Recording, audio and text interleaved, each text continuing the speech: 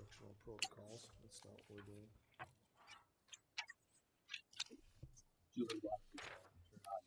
Microphones. You don't have a light, but it works. You tested it just before. I just don't have that. Ready?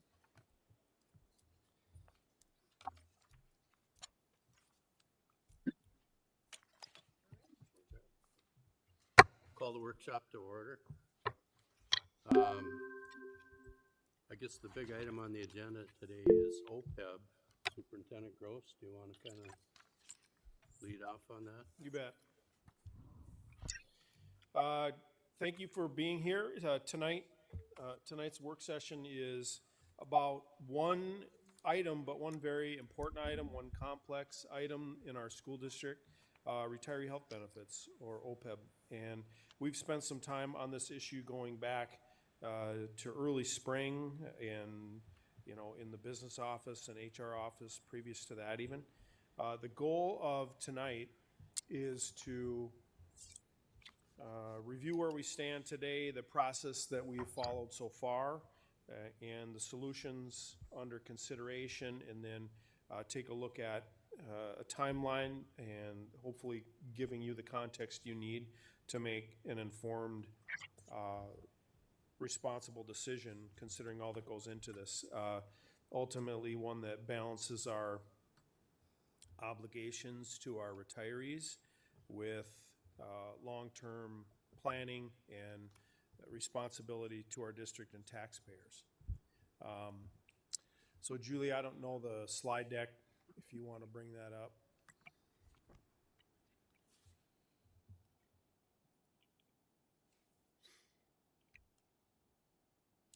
We do have George Vanderwait on the line from One Digital. He's our insurance consultant. He's been working with us for a number of years, has helped us through a number of changes and recommended many good decisions that our Fringe Benefit Committee has benefited from. And so he's on tonight just sort of to answer questions, as well as Rochelle and Kara and Casey from the business and HR offices. So here's what we'll cover tonight. We'll see if my clicker can do the thing besides just wave the thing around. Nope, maybe not.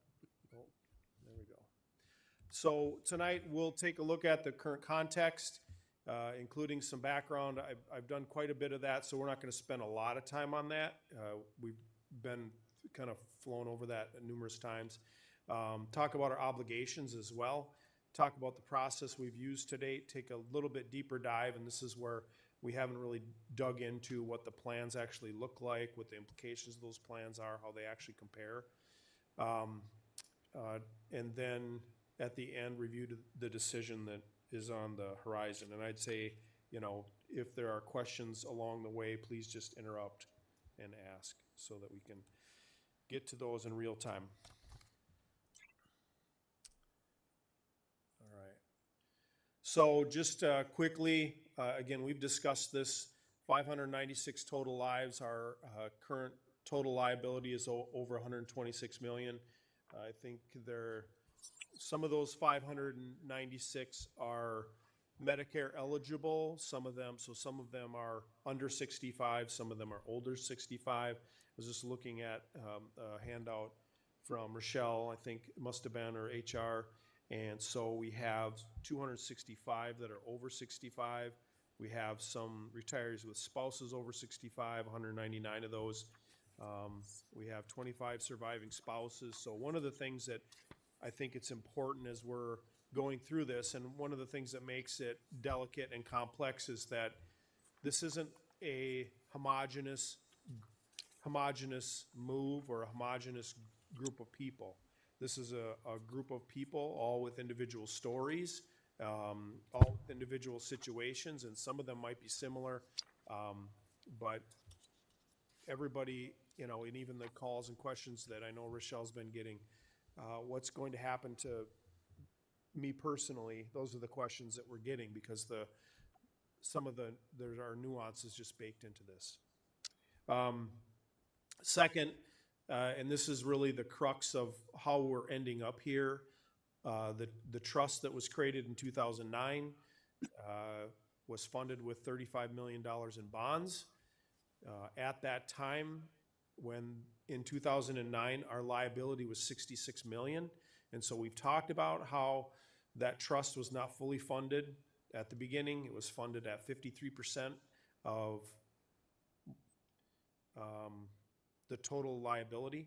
And so over the course of its life, it paid out $52 million. It earned $17 million in interest. And that was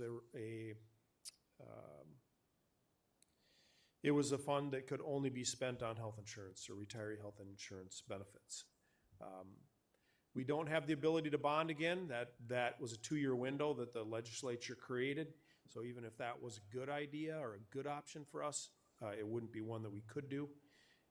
Unless, we went to the voters to do it, I guess we could do that. And then finally, without a change, we have to, or we will be going to pay as we go no matter what. And there will be a property tax increase regardless. It's just a matter of how big it is. I mentioned that $126 million in liability. This is a look back. This chart, and again, you've seen this before, but it gives an overview of this early, what insurance premiums were, and then really times, double, 3 times, it's 200% increase to get to here. So these huge increases to here, actually 3, I should go over 3x all the way over to the far right. And you can see our actuarial liability in 2007. I mentioned that in 2009, when those bonds were sold, when the trust was established, it was $66 million. And now that liability is $126 million, even though $52 million has been paid out.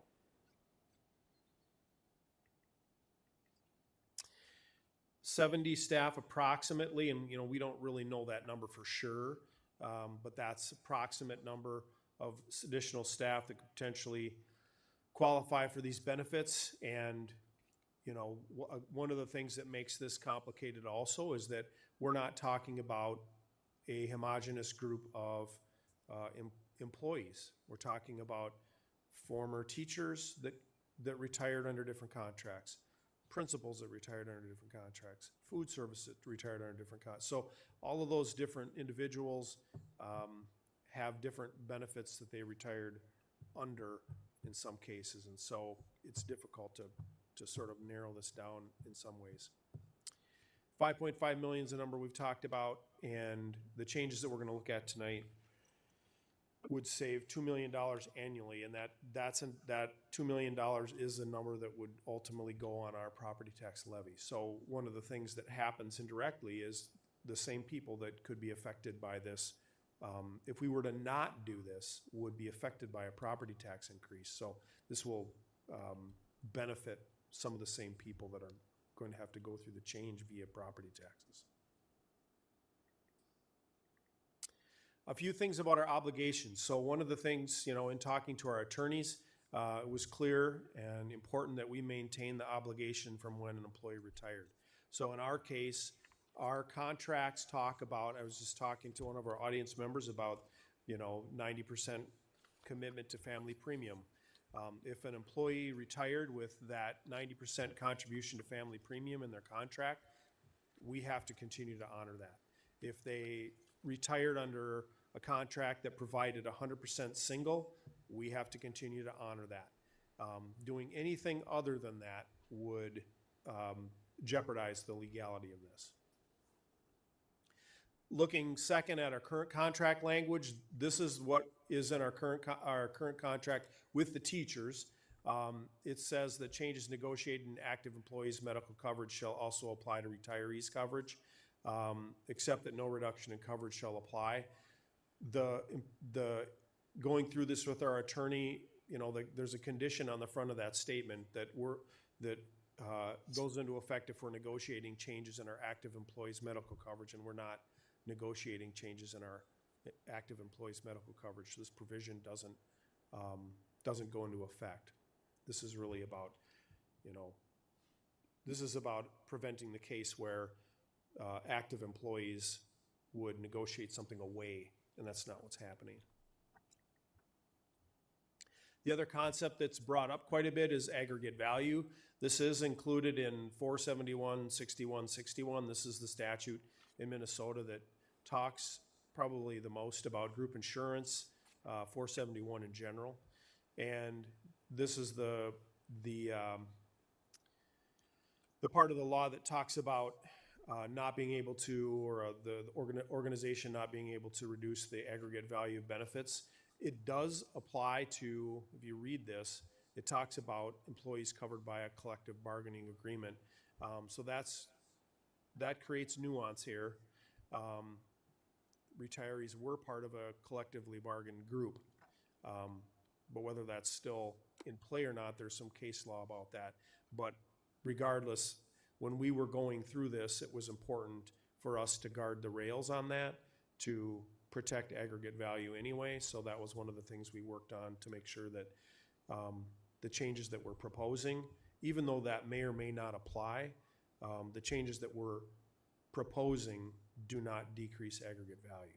So we wanted to have that guardrail in place, regardless of whether it was applicable or not. Our goals, we've talked about these previously. We want to maintain or improve retiree benefits, reduce liability, reduce tax impact, and create some stability as well, or reduce volatility. So as we take a look at the changes that were on the table, or what could we do about this? I don't know if you remember back to when we met with the actuarial consultant this spring. They walked through OPEB. That was sort of like the original introduction to this. In that conversation and conversations with the administrative team, one of the things that was presented was the idea of a defined benefit. That typically looks like a set dollar amount to retirees to purchase insurance on their own. So we would say, here's an X dollar amount, and that the employee or the retiree could put that towards their insurance. That, I believe, creates problems with the contracts that the employees negotiated, because the contracts that employees negotiated specifically said a percentage. And so doing a set dollar amount isn't something that really works with the legality of that. It also creates some unpredictability for retirees, and doesn't enable that group benefit to exist. So this isn't an approach that we felt was in the best interest and or even legal for us to do. In talking with our team, again, people that do this more, and looking at other districts that have been through the situation, it seemed like the best option, and maybe the only option that was realistic, was to transition Medicare eligible retirees to a Medicare Advantage plan. And oftentimes we'll talk about retirees that are 65 and older. You can, I think, for the purposes, substitute Medicare eligible in there, because there are some individuals that may be under 65 but may be Medicare eligible due to a disability. So those individuals, if they qualify otherwise, would be included in this. So the plans that we looked at were those with comparable benefits. We've talked a little bit, and it actually came up in our retiree meeting that we held in May, that the county had been through this and had good results. And I continue to hear about that in the community. Again, that doesn't mean it was simple, it doesn't mean it was easy, and it doesn't mean it was welcome necessarily. But after being involved in the change, county retirees also grew to appreciate the change. So the type of plan I mentioned that we're proposing is a Medicare Advantage plan. I mentioned the comparable benefits. One of the things that was difficult for me to understand, and I needed to get my own learning scaled up, is how could the benefits be comparable at a cost that was much less? And the reality is our current plan doesn't take advantage of Medicare funding. And, you know, if we want to take a deeper dive into that, that's why George is on. But that's the big thing, that our current plan, as it's being utilized, doesn't take advantage of Medicare funding. And so it's a more expensive way to do the same thing. And I mentioned that successful local implementation. We know that the changes like this also don't occur in a vacuum. And so one of the questions our fringe committee asked, and I think is really important, is, well, what does this do to active employees if a group leaves? Because essentially what we're talking about is taking a group of people out of our self-insured plan. And George has found out from health partners that our stop loss will increase because the group size will be smaller. We kind of knew that a little bit earlier on, and George, if you're able to, I might ask you to expand on that in a second. But the second thing that we were asked, well, what about premiums? And our premiums as a self-insured plan are based on utilization. And that's a shift in mindset that anybody like I was for the majority of my career was on a fully insured plan. And so that works very, very different. Because we're self-insured, our premiums are entirely driven by our own group's utilization. And so the group that's left, that's the group that will essentially determine what premiums are, because they'll be the ones using the insurance. George, do you want to talk a little bit about stop loss and that adjustment? Yeah, sure can. So in regards to the active plan, we do have individual stop loss that protects the plan in the event there's catastrophic losses for or from any of the individuals that are insured under our program.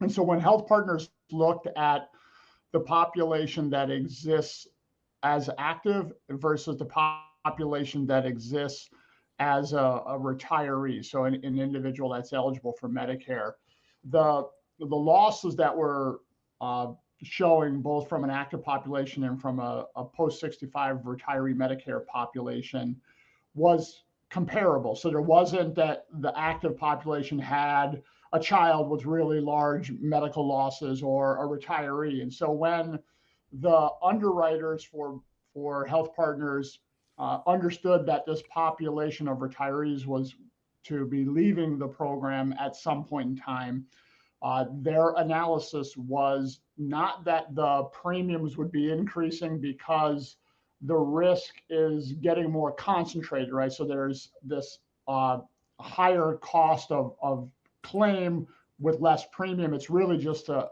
function of less overall contracts. And so that's a positive understanding, is that we are not either keeping the worst risk or shedding the worst risk in that respect. Both populations have similar risk from the underwriting standpoint. So yes, there is a slight adjustment to the premiums that exist for the active population to stay, but it's not because of the risk that is there. It's just because we have less contracts to cover that overall, liability or obligation in the future.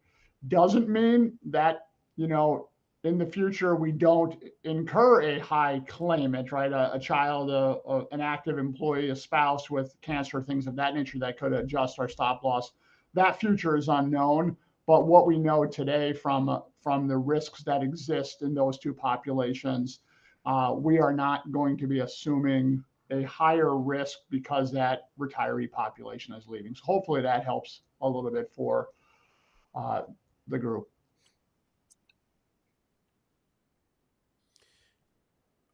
George, is there anything else that I've kind of hit on so far that you think might be a little bit off or might need clarification? Or No, I think you're doing a good job of summarizing kind of the number of meetings and conversations we've all had to try to solve for this. Okay. Any questions for George before we keep going? I guess I have a little bit. I appreciate the fact that you you discussed a little bit about, when I read this, it's like, how can this be? This is better in every way, shape, or form right now. Where's the catch, right? Yeah. You know, because it was like my nervous Spidey sense goes. yeah, it's like this, you know, how Yeah. can this be better all the way around? Can you explain a little bit of that to us? I mean, without getting, I know it's probably very complex. Yeah, George, do you want to pick that one up? Yeah, it's sort of that. How can this be comparable benefits and be cheaper? That usually doesn't work in the real world. Well, I mean, it's yeah. the co-pays are better. Right. And, you know, I'm just looking at it. I'm going, this is a no-brainer. You know, where's the catch? Yeah. Right. Yeah.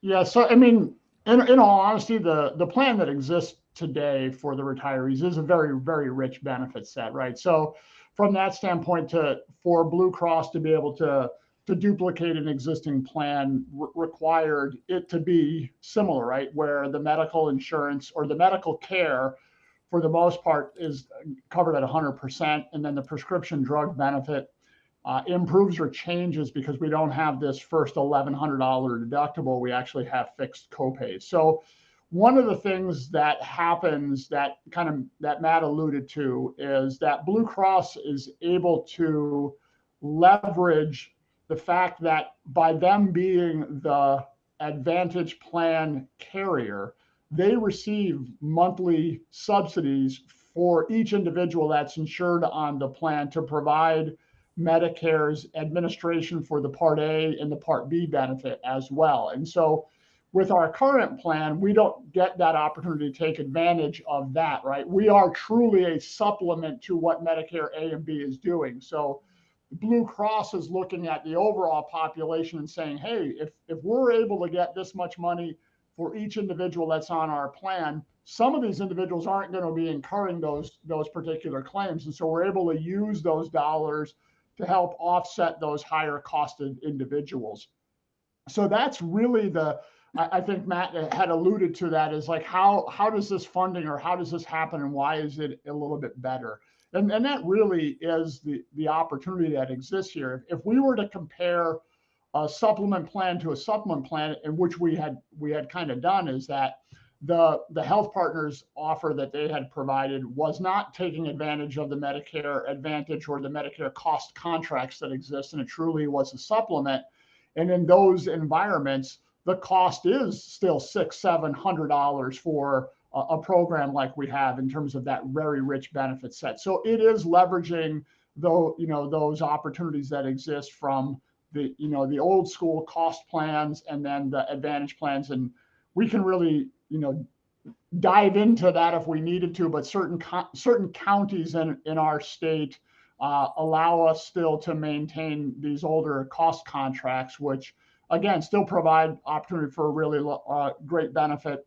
It's another way that Medicare funds, and you probably have heard privatization of Medicare. Advantage plans are that, right, where they're shifting the responsibility of the administration from the Medicare, proper to these insurance carriers. And so that's what we are looking to take advantage, but we are doing this from the lens of trying to maintain that really, really rich benefit set that exists today. And because of that the benefits set, George, I feel like you said in a recent meeting, the Medicare plans that we're going to be looking at, the Advantage plans we're going to be looking at, a person these aren't available on Blue Cross's website. Like somebody just on their own couldn't buy this because it's that unique. Is that right?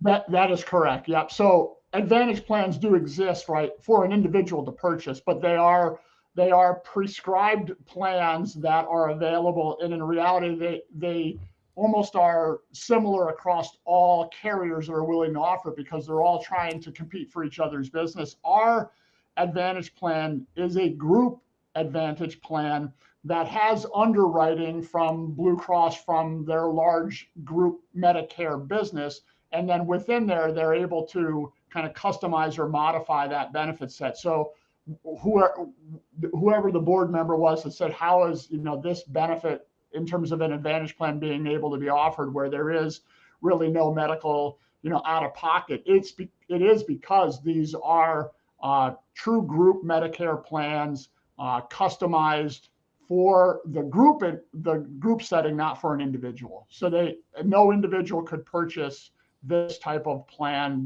The Advantage plans that exist in the open market have much higher office visit, hospitalization copayments, have deductibles on prescription with copays or coinsurance in regards to that. So these are still very, very rich Medicare plans.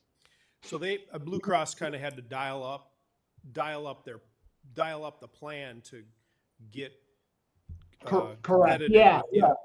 yeah. And Matt, for reference, if you think about the richest Advantage plan that you can buy as an individual is probably in the $160, $170 range.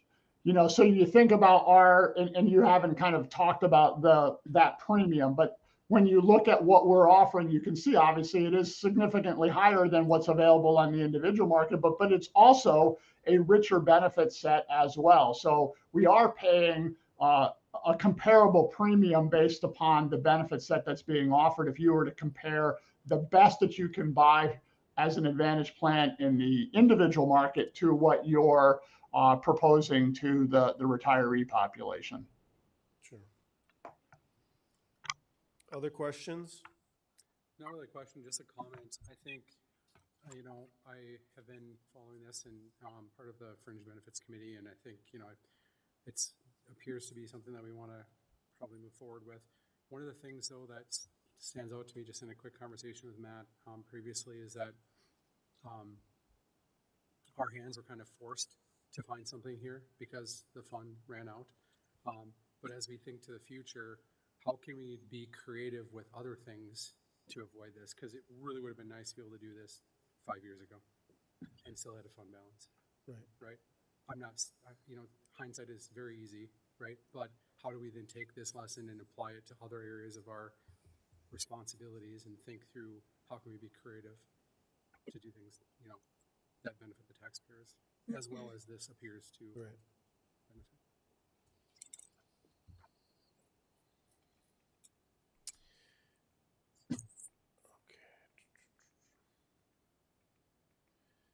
Taking a deeper dive into the plans, and let's see, in your packet, I think you have a copy. Yeah, you have a copy of the Blue Cross plan. That's the one with the blue components in the sheet. You'll notice that there are two columns there, and I'm going to have you explain this. There are two columns there, and he mentioned counties and the differences there. What will actually be, what our retirees would actually be enrolling in is one of these two, depending on where they lived. George, do you want to expand on that? Yep. Yeah. So as I kind of talked a little bit earlier, is this idea that the privatization of Medicare, right, and the fact that the insurance carriers taking on this responsibility to process and provide benefits for the Medicare Part A, the Part B benefit. In kind of olden days, so prior to the Affordable Care Act, there were similar types of contracts that existed. They were called cost plans. And so that group Platinum Blue plan, that Medicare kind of funding model is what's called a cost model. And when the Affordable Care Act came in, one of the things that there was a really strong push, not only what in terms of the group market, the individual market, but also the Medicare modernization. And some of that was to start to migrate all of the counties across the country from these cost plan models to Medicare Advantage funding type models. And in certain counties where the number of Advantage plans that are being offered, along with the number of Advantage plans that are being enrolled into, if it stays under certain federal guidelines, a cost plan can stay in place, right? So until there's enough migration from cost contracts to Advantage contracts, those cost plans kind of have this sunsetting of time. And so in Minnesota, I think there's like 22 counties that still have a fairly large enrollment in cost plans. So because of that, those contracts remain. And in other counties, as Advantage plans have kind of changed and taken over the population, Advantage plans exist. But in both scenarios, it is a government funding of Part A, Part B, administration that the carrier is taking advantage for. So you will see if you look at your Blue Cross things, Blue Cross is basically replicating the same plan design using that funding mechanism, and the premiums are slightly different for the one versus the other, again, because of the funding that Blue Cross receives based upon the type of contract that they have in that county. So did I hear that if more counties within the state start really taking this, we're going to see a little bit of an increase? Did I hear that? So what would happen is if we have a county today that's a cost county, and enrollment grows in that county and it gets above the federal guideline, then those cost plans, the government's no longer going to offer a cost contract in the renewal year. So that would then become an Advantage county.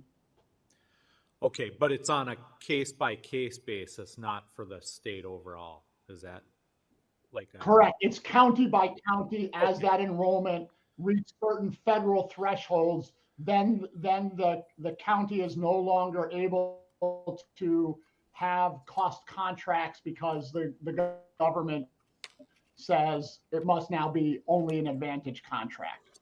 Okay.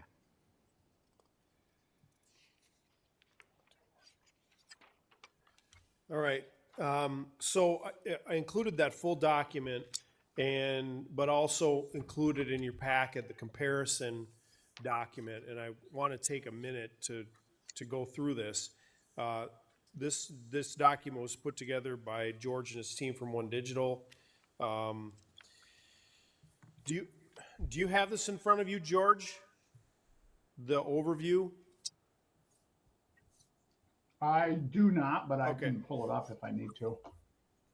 Well, I can take a run at it, and then we can tag team it. But so this document, essentially, the one with the orange at the top on the far right, is essentially that full-blown Blue Cross Blue Shield document synthesized down with the high points, the biggest points. The one in the middle is the plan that this group of retirees is on now. And again, I want to make sure it's clear that we're not talking about our under 65 group right now. We're only talking about a change to our Medicare eligible retirees. So I'm not able to pull this up for some reason. I don't know. I'd love to be able to do that. But anyway. Matt, is it this document here? I can share this screen. I don't know if this is what you're. Well, let's see here. Look at this. I can do this here. Is this the document you're referring to? My barbershop when I was a kid. Yes. Yep, that's it. All right. So I'm going to try to make this bigger if I can. All right. Great. So comparing these two, you can see it, and this is a question that I got from some, I think our team has gotten, I've gotten, and I know our team has gotten. Neither plan has a deductible. And so I think there's some confusion about the difference between an out-of-pocket maximum and a deductible. Neither plan has a deductible. The out-of-pocket maximum, which is the amount that accumulates of the things that you've had to pay for before the plan picks up 100%. For the plan that retirees are currently on, it's $7,350, and then $14,700 for family. for the Medicare Advantage plan, it's $3,000 for medical, $2,100 for drugs. Now, one of the things that George has pointed out to our fringe team is that because all of these things are 100% here, getting to $3,000 is pretty much impossible, because there's no way to accumulate money towards that. But the requirements of the plan It is, design yeah. is that you have So it. Matt, it is impossible. Yeah, so Matt, it is impossible. And Blue Cross has confirmed this, and I think I shared that with you as well. Uh, Medicare requires the insurance carrier to put some out-of-pocket maximum on their plans.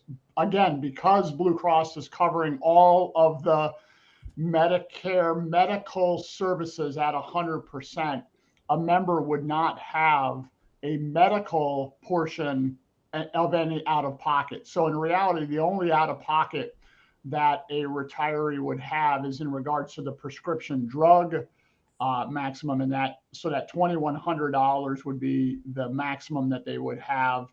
Medical services would be covered at 100%. Now, in fairness, the current plan has a pretty high out-of-pocket maximum. If someone was doing regular routine visits and $10 copays, to get to $73.50 is a stretch as well. So I mean that I think, but the reality is, I think what I ran into, like I said, was some confusion about the difference between a deductible and an out-of-pocket maximum. They are different. The Medicare one is lower. It's impossible to meet. The current one is very high, really tough to meet. I should also mention that there is no Medicare family plan, so we have some processes for dealing with individuals that are currently on a family plan, to make that work for them. Does it still look the same for family though? Or is this just employee only? So if a retiree and her spouse was on a family retiree plan now, they would have two single Medicare plans rather than a family plan. Even if that spouse is under 65?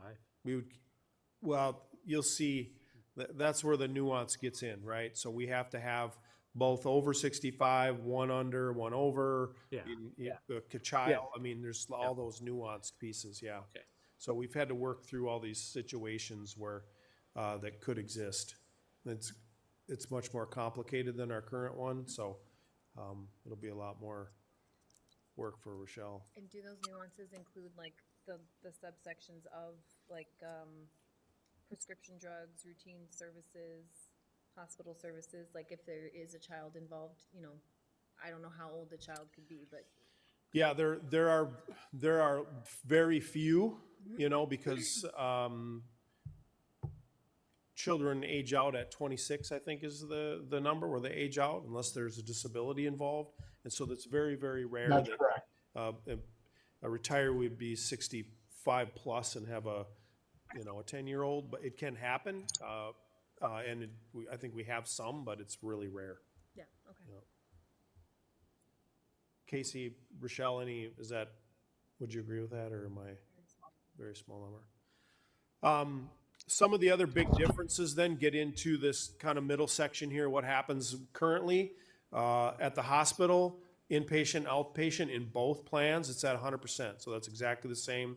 Our current plan, an ER visit's $150 copay. Again, that would count towards that $73.50 in our current plan. Under the Medicare plan, that's covered at 100. Ambulance, the retiree has a 20% copay there. The plan covers 80. That would count towards the $73.50. Under the Medicare plan, it's 100. Urgent care, 10 care. So you can see those differences there. This hearing aid one is the biggest difference. And I would say, from like a positive, negative standpoint, one of the things that people have pointed out, like, this is a benefit I use, this is not as good. And so this provides reduced cost hearing aids to retirees or plan members, I guess I should say. And so in conjunction, when the aggregate value question I mentioned earlier, when they're looking at all of these entire columns get sorted to determine what average costs would be in those aggregate values. You can see the other thing, the prescription is different. Our current plan has an $1,100 deductible, so our current retirees are picking up the cost of their prescriptions up to $1,100. And one of the questions that we get often is, well, my prescriptions right now don't cost me a lot. So, they're looking at $4.50 and $10 and might not see a big difference there. George, do you want to talk about some of those low prescription costs that have been brought up to us? Yep. So there have been, as Matt alluded to, some retirees that have said, I'm nowhere paying anywhere close to an $1,100 deductible. And that is definitely going to be the case. There's a lot of blood pressure med, cholesterol meds, things of that nature that are very, very low cost. A lot of times those are for $3, $5, $6, right? And so in that case, I think what the members also see through their what's called an explanation of benefits, right? So they'll see that their drug starts out at a $50 cost, but it's discounted down to $4 or $6, whatever it is, and they're like, well, see, I'm not paying that deductible amount. It's like, no, you're paying the negotiated cost that Health Partners has with that drug manufacturer for that particular drug.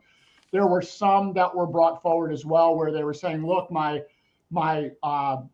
vaccine there was no cost for that. And so those preventative items do have a no cost, right? So if a person's going in having a COVID shot that's considered preventative, that's going to be covered at 100%, just like it is today. So there was some confusion around that. There are going to be individuals that have brand name drugs that might have been paying, $50, $70, $100, $200 for those drugs, where now that's going to, from a cost standpoint for them, is going to be a $10 copay. The other thing that's important to note is that our current plan does not provide access to what's called a non-formulary, right? So the insurance carrier comes up with a list of drugs for every drug classification. And so they say, these are our preferred or our formulary drugs for that particular condition. And there are times where a member might be prescribed multiple drugs, and one drug might be slightly more effective, might not give a member the same issues, or it might work better with the other drugs that they're on. And so with our current plan, the member or the doctors have to go through this process to get approval for these non-formulary drugs, or they have to use the formulary because the non-formulary is not covered. Under the Blue Cross proposed plan, this is an open formulary where both the formulary and the non-formulary drugs are still covered at that $10. So there is some opportunity or some benefit there for some members as well. So again, I just point that out, is that there is a little bit of a widening of the opportunity for some members as well. I know there were some questions at Fringe when we met last about cancer treatments, chemotherapy, just concerns, people going, is that still going to be covered? George, do you want to just touch on that? Yep, so that happens in a couple of ways. Like a chemotherapy drug is not a lot of times is not a drug that's over-the-counter dispensed, right? So if it's not over-the-counter dispensed, it's what's called a Medicare Part B, as in boy drug. So it's infused, provided in the doctor's office, in a clinic, in a hospital. Those would be under the medical benefit at 100%. If it's an oral chemotherapy or something of that nature, depending upon if it's a generic or if it's a brand, still covered $4.50, $10 for that drug. So we did get confirmation those are covered in both scenarios, whether they're administered in a doctor's office as an infusion or an oral drug that's picked up at a pharmacy. The other differences that aren't on this spreadsheet here that are included in the packet, I mentioned that hearing aid is a difference. A couple other differences, if you go to the third page of the Blue Cross document, one of the concerns we've heard is, what if the plan changes? And we've experienced some plan changes with our active plans. So George, you can correct me if I'm wrong, but I think we were notified that the $20 credit for going to the gym, that benefit was being sunsetted by Health Partners. Is that right? Correct. Yep. Some So point yeah. So that. Yep. That was ending regardless of whether this change happens. It's happening to the total population. So those plan things can happen. Those plan changes can happen, and I think that was a question that we had received. Like, what if the plan changes? And those can and do happen now. That the box where it says additional services and support, those are benefits that are included in the Medicare plan that our retirees currently don't have access to. So that silver sneakers, I think, would be a similar kind of a benefit as the that help. It's actually Matt. It's actually a better benefit because it provides access to fitness centers for our seniors at no cost, right? So the current program has have to go to the club so many times a month in order to get a reimbursement of $20, where this says you register at a valid seniors silver sneakers place and you don't pay a cost. So, and though I checked, the YMCA is a participant in that program, so that's yep. I think good. So you can see some of the other benefits that are included, which I think is good. Any questions about that plan design piece? I guess I didn't realize that. Oh, can you go back for a second? The $50 quarterly over-the-counter benefit. Yeah. So it's kind of a unique. I didn't see that listed out. Yeah. That's another benefit of this. Yep.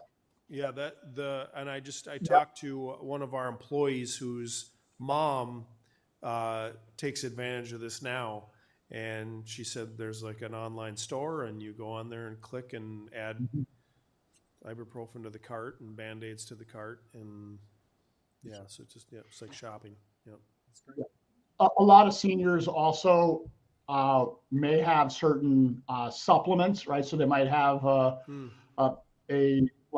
vitamin that they need to take at a higher dosage. They're able to get access to those through that over-the-counter benefit as well. And so that, I think that's also some of the reason that carriers make that available, is really to promote and to make sure that there isn't access to those particular vitamin supplements that some retirees need as well. And then the vision one is another one that I don't think our current plan has. Is that right, George?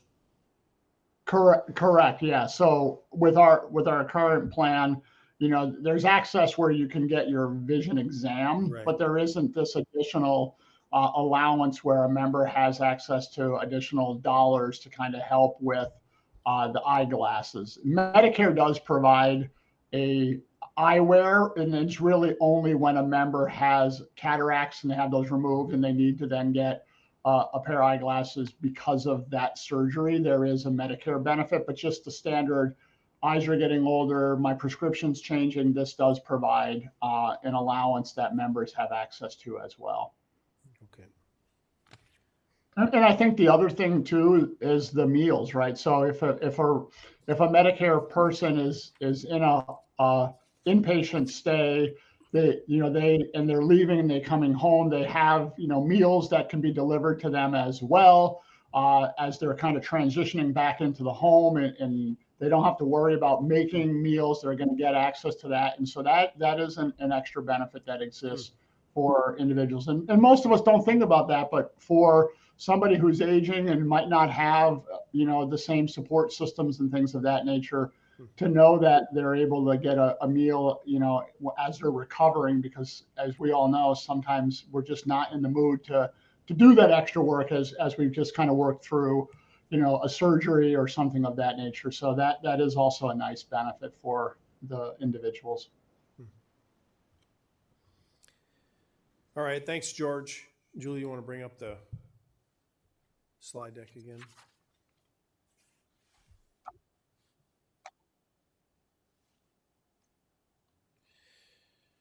All right, taking a look, I think the next slide will go over the cost comparison of the plans. And I should mention, we've been talking about Blue Cross Blue Shield. One of the things that we heard from our retirees when we had our large meeting in May was they really wanted us to check with health partners because they like working with health partners. And so we reached out, George did, to health partners to have them match the plan, first of all, that Blue Cross was offering so that we had apples to apples. And then I think George, once we had the number back from health partners, George also went back to health partners to try to get them to price match as well. And they were unable to. So is that right, George? Yes, you're correct. So these are the cost comparisons. Now this is our current at the top, single family. That's not the employee share. That's the total cost of the premium. So I just want to make sure that that's clear. All of these are the total cost of the premium. So the health partners one, you can see that the plan they came back with was really close to what we had gotten from Blue Cross, but you can see the cost was about double.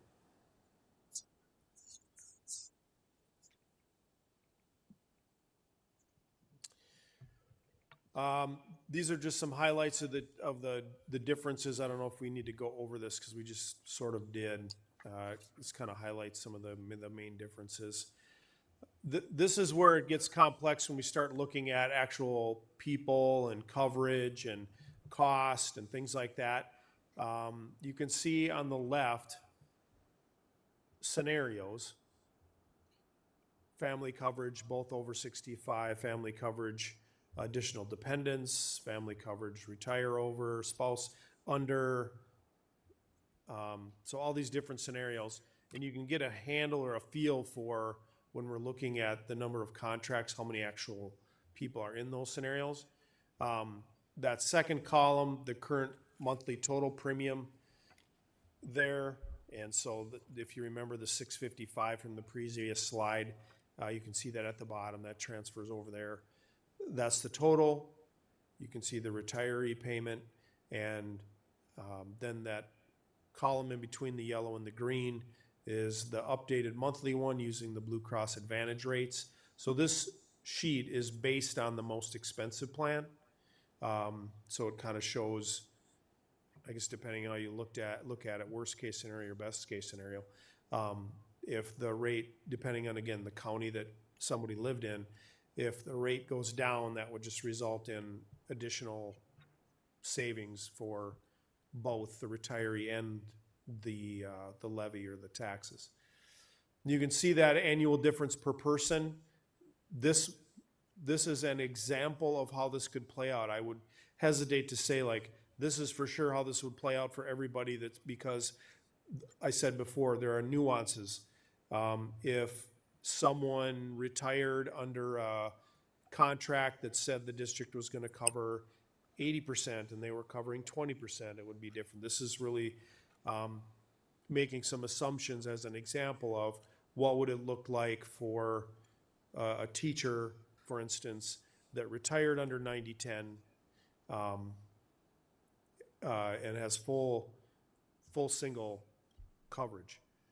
On the far right, then you can see the difference that's generated by the savings to the district there as well, and then how that accumulates to that number of about 2 million that we've talked about. So a number of factors will play into that number being different. What county people live in potentially, what that employee's job was, when they retired, what contract they retired under, but you can kind of get a sense for the scenario here. Casey, you were the architect behind this spreadsheet. Any comments on that, or maybe questions for Casey?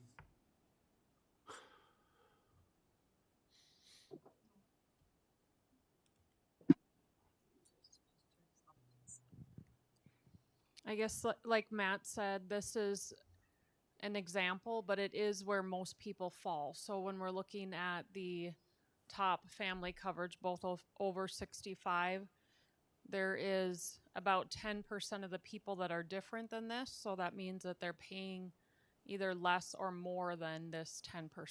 But 90% of people are going to fall into that category where they would save over $1,000 just in their premiums every year, not counting, potentially slightly better benefits on when they use the plan.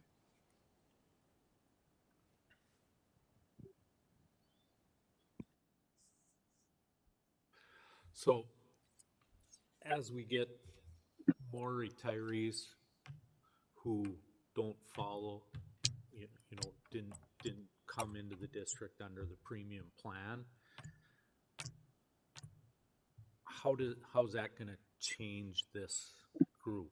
I guess I'm trying to visualize that, because they're just averaging things right now, right? I mean, Yeah, so now that liability's shrunk quite a bit as you start,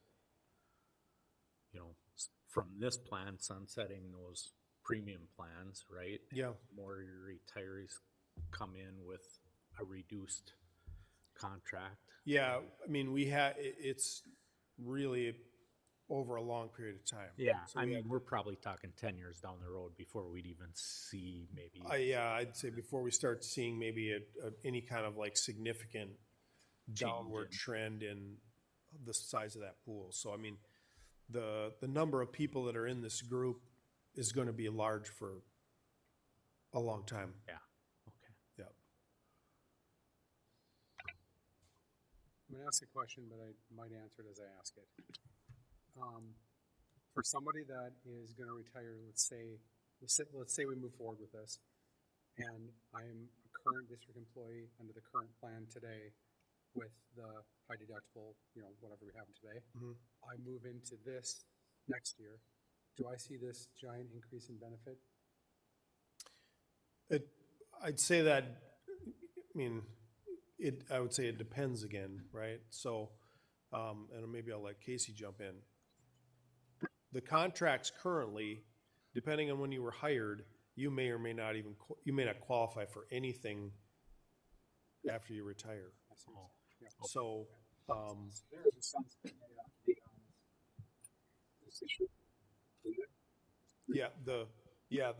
the contracts all have sunsets in them for when new retirees were eligible for retiree health care.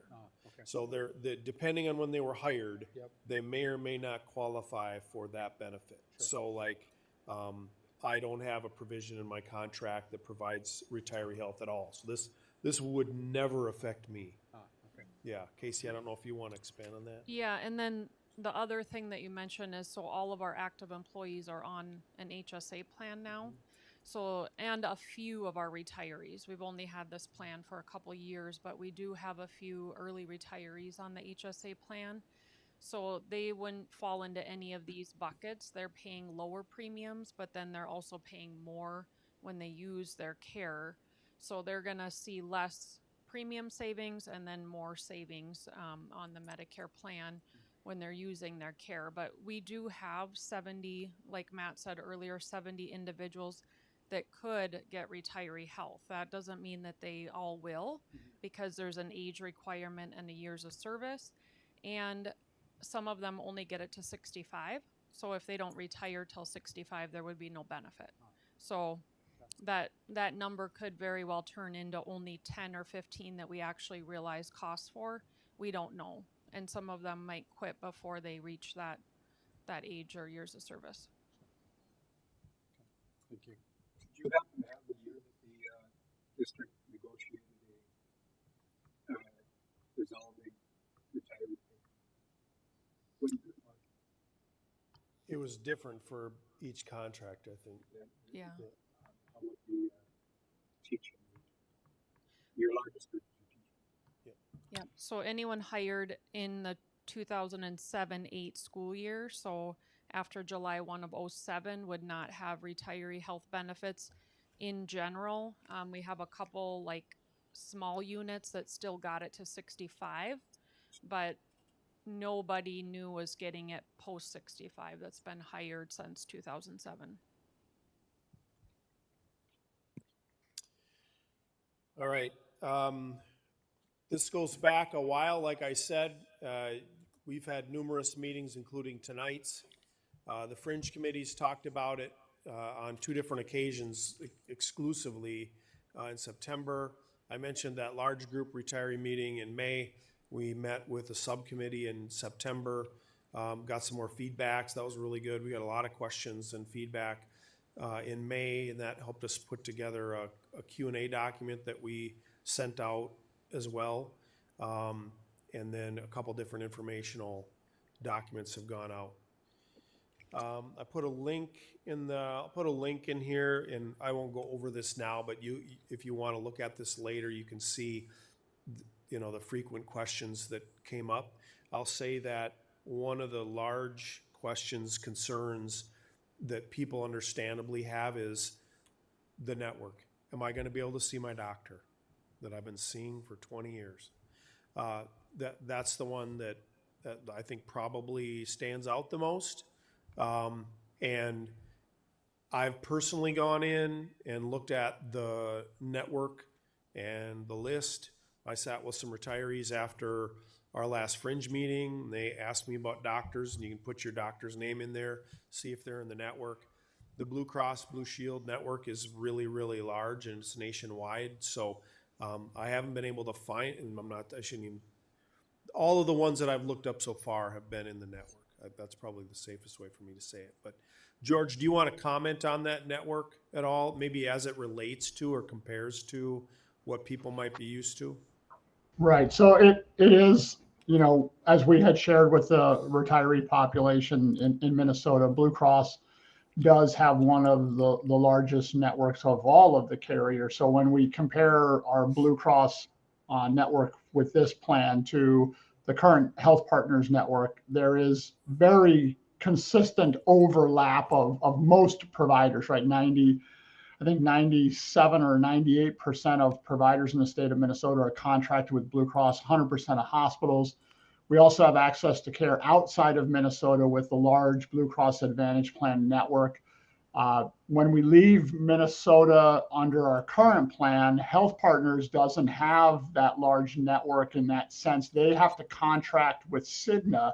So they're leasing Cigna's network outside of their service area. So it sometimes can be a little bit disjointed because they're leveraging a network and a relationship that way.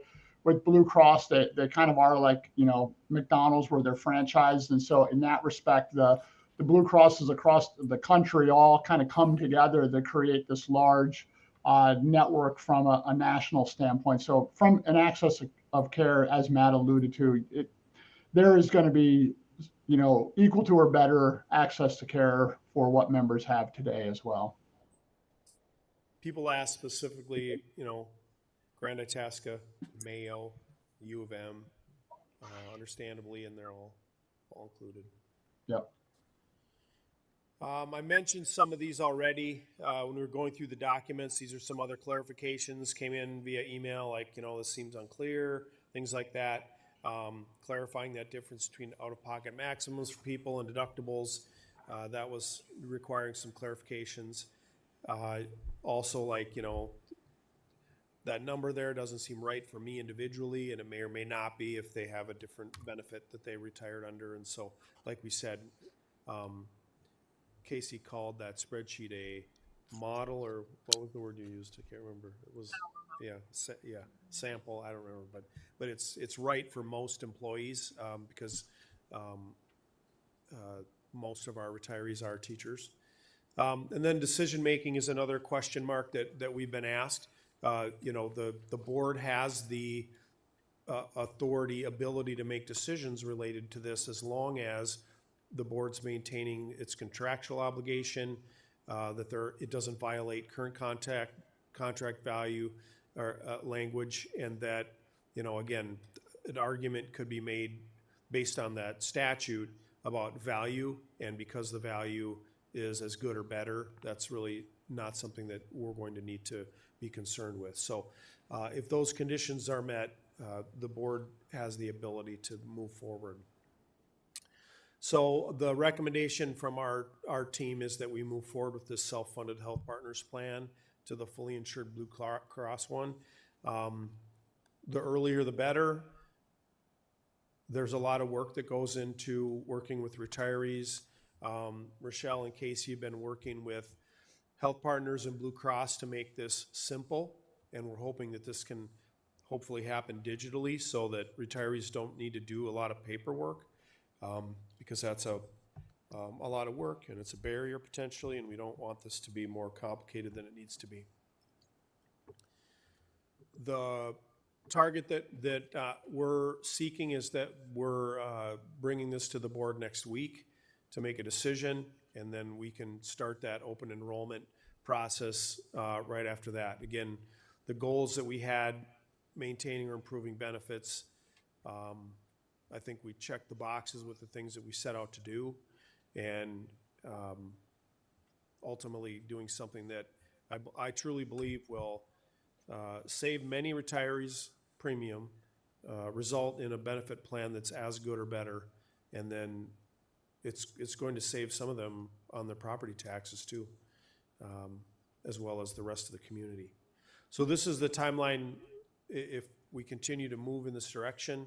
October 6th board action. October then will be about information, communication, working with those retirees. That'll be a big lift for Rochelle and others in that work in that area, and then open enrollment in November for the plan year starting in January. Superintendent, to paraphrase Tom, this is a no-brainer in many respects. However, is there anyone out there, a voice that has really railed against this for some particular reason? I would say that there have been many questions. Questions I understand. Yeah, questions about, like I said, about how's this going to affect me, the network, Right. What's the cost really going to be? Where do decision making rights lie? How does this jive with contracts and bargaining and things like that? All those. We've done our homework. Yep. For sure. We also have been in communication with admin from the very beginning of this. Okay. Because I don't want any surprises either. And so, to date, there hasn't been a concern raised from admin.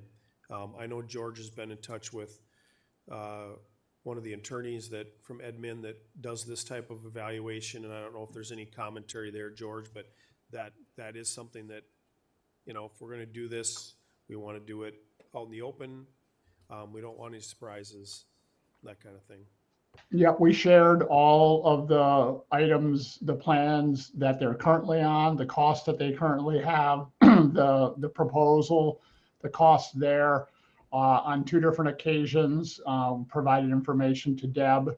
And as of today, there hasn't been any information coming back saying that they had objections to it. Now, that doesn't mean that they don't, they just have not shared anything with any of us. And so they have had a chance to review this. They did ask what our recommendation was. We did say that we support where things are going. And I think that a conversation tonight was going to be had. And so that they were well aware that this was being brought forward to the school board this evening with a vote in the near future as well. So far, no follow-up. Thank you, George. Yep. Can you talk, and you don't need to bring the districts up by name, but can you talk about this transition? I know you and I have talked about a couple districts that have been through this in the last few years. Can you talk about that at all, George, or add any commentary there? I can say that the book of business that One Digital in Minneapolis supports from a public school environment is close to 30 school districts.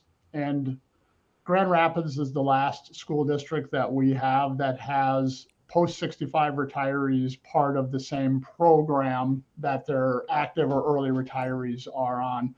The last group that had this prior was Elk River, and they had recently moved about a year ago and haven't had uh, issues in regards to that. Outside of that, all of the other districts that have retire, because under statute, we have to allow these individuals to continue, whether there's a district contribution or not, indefinite. And so all other districts do have some sort of a Medicare option for those individuals as they age into this. So you are one of the holdouts in regards to that, and completely understand why in terms of the benefit and still having the way that the levy and everything else kind of operated, but that is not common in any of the districts that we kind of work with.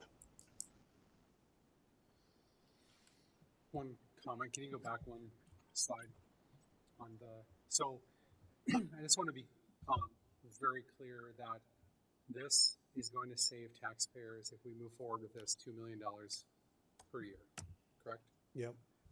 But that doesn't mean that there isn't going to be an additional cost on taxpayers because OPEB benefits have ran out.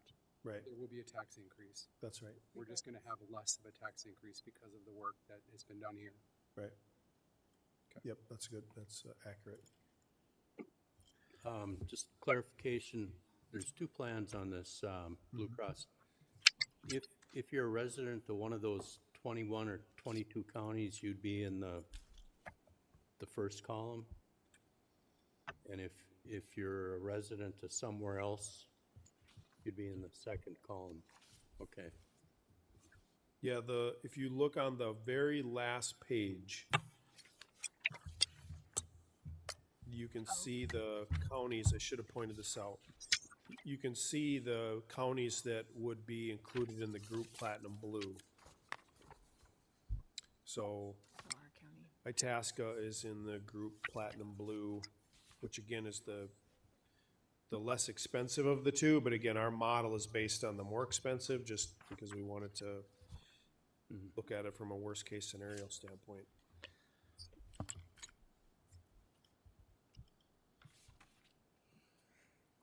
Brilliant work, thank you. I guess I had a couple questions I thought about as we were looking at this. So, as we're looking at this, what kind of, is it a yearly contract you get on this, or is it a bi-yearly, or what's the longest you can kind of lock in on something like this? George, do you want to talk about that? Yep. So all of these programs are annual. So the rate that's being offered is for a January 1, and then based upon our experience, no different than our self-insured, right? Our rates kind of adjust based upon what's happening with our experience. Blue Cross would be looking at that as well, and also spreading this over their entire group Medicare business rates as well. So there's opportunity to leverage that larger pool as well, as opposed to just being part of our self-insured plan. But it is an annual. There's no kind of multiple year, unfortunately, on this type of a program.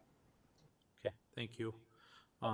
Then the next question, as we were talking about it and thinking about it, is from an administrative standpoint for our people in the district, or specifically our people responsible for answering the questions on this,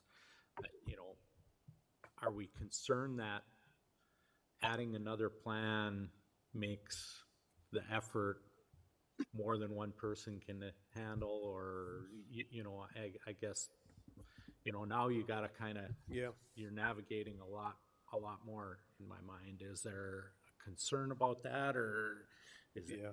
I don't know. I mean, anytime you add something different, it's more from an administrative standpoint. I don't know, if you want to speak freely about concerns, that'd be great.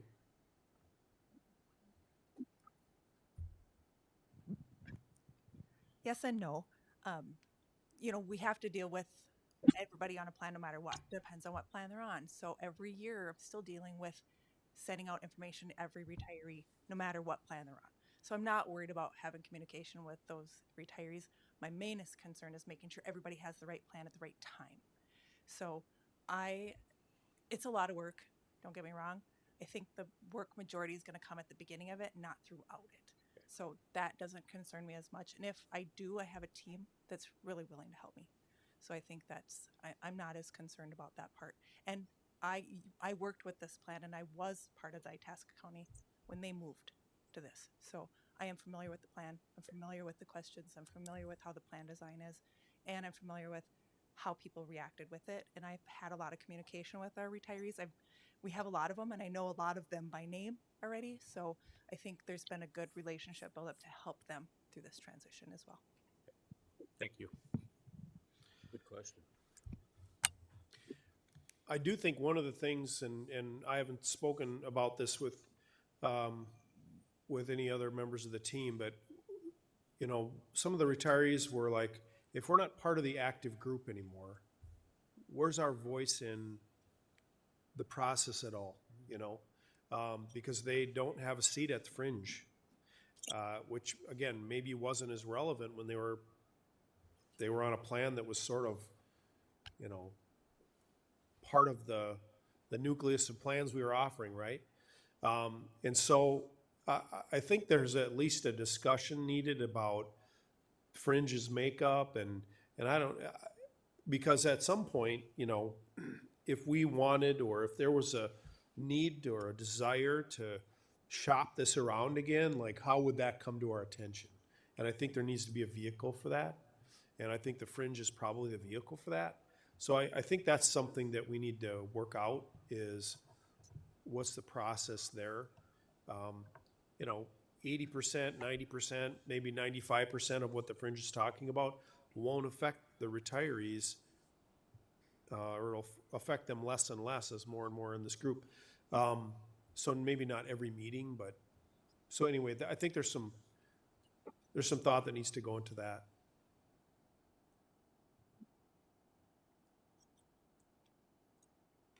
I kind of think at this point, to answer the question you had, is there anybody that's railed against this? I think that's harshly putting it in all due respect. I don't think it is railed against, but there's a climate that's developed over a number of years.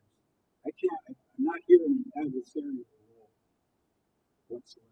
Very proud of this district. Born and raised here, whole career. Negotiated many contracts. And when they say, well, we were in the last, doesn't necessarily mean we're somebody that's not smart about things and not following. You've done a great job negotiating on both sides of the table. But over the years, there's been a certain amount of distrust built. And that's not your fault.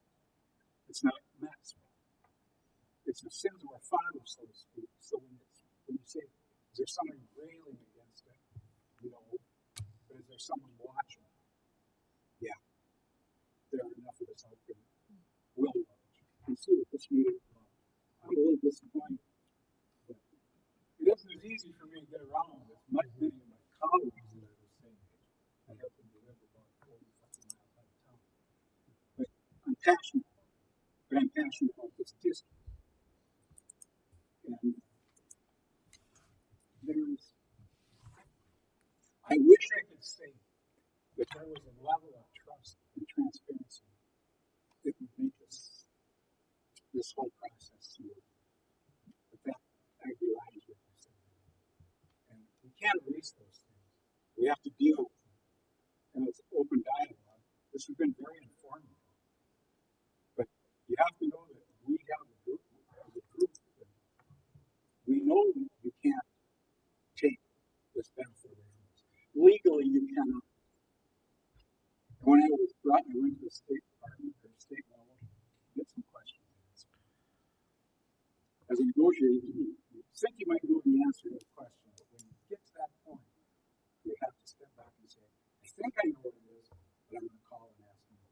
The answer I got is this a legal process? Is it legal for the district to approach the school board and ask them to eliminate or change a benefit that's been negotiated and signed off on?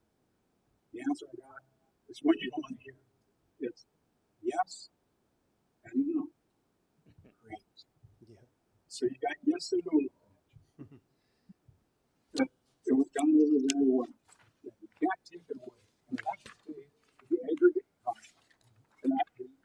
And that is, if that line is crossed, it's going to be a court that decides what happens to it. And we have some burning questions as retirees and as a chief negotiator with some of these contracts. I'm not going to hold you responsible as board members for what happened when the levy was 53%. I can't blame that. We have to live with it. But nobody's ever given me an answer. Why did you only levy 53% instead of 100%? We wouldn't be in this room doing this right now if that had been taken care of. But we still have to live. I wouldn't want to be in your chair. I'd actually take this from your chair. But it's not an easy spot. But it's not an easy thing for me to come in here and have to say these things. So the goal here all along, Dan, has been to make sure that retirees have an equal or greater benefit than they did. And that's been the whole process here. Exactly. And I can see it. And yeah. I can see that process is taking place. I'm very impressed with what you've done. I know it's taken a lot of work. And I can't imagine any retiree being disappointed if you've done this. I think it's going to be great. Thank you very much. Is there more discussion from the board? Well, and I just want to point out one thing, and I do appreciate the effort. You know, I think everyone needs to be aware, you know, as with all insurance, right? It's all based on aggregates. You're going to find outliers that are going to fall out of the, you know, it's not hard, fast rules, right? You know, it's an aggregate, and there's going to be some exceptions, but based on what I've seen, it's really the direction that's best for this district, you know, and provides comparable for taking care of our requirements and the people who made this district what it is. The other comment was, well, actually I lost it after that, so I got too long. Yeah. That's all I have, Mr. Chair, unless there's other questions. Any other questions or discussion? I just like to have my part of what I said. And I greatly appreciate you giving your comments. And really do understand your comments. And I brought up names that Matt was unfamiliar with. I have been through this process. A period of time when we went through superintendents, like people changed their songs. And there's some, that's just created a very difficult spot for you guys to be. And that has just added to that, you know, who's behind the screen? Who's back behind in the shadows? You're just lyric. And I don't see that with the district right now. We've got hard change over it, but I don't think it's going to be done anytime soon. Sometimes these type of things are going to be what's going to be watched, and how this is handled is going to bring forward a lot more. If it works the way it says it's going to add to that level of trust and bring it to where it needs to be. It's really a going process. And I think Thanks, Dan. Any other discussion or questions? Thank George. Thanks for joining, George. Sure appreciate you taking time out of your evening. Yep, you're welcome. Thanks, everybody. Thank you, George. Thanks, George. And I guess if anybody has further questions, we have staff available to talk with them. Otherwise, this time we're adjourned. Mark, thank you.